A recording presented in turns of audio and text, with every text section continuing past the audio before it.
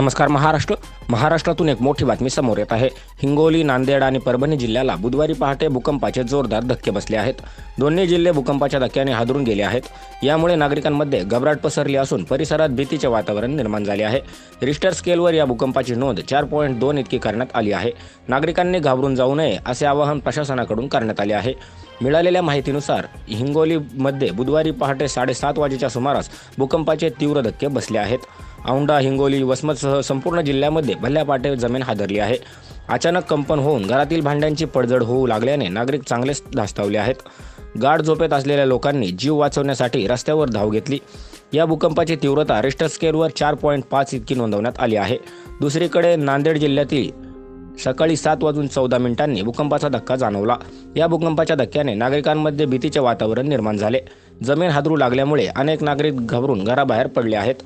नांदेडमध्ये आलेल्या भूकंपाची तीव्रता रिश्टर स्केलवर 4.2 इतकी नोंदवण्यात आली आहे। या भूकंपाचा केंद्रबिंदू हा हिंगोली जिल्ह्यात असल्याचं कळतंय।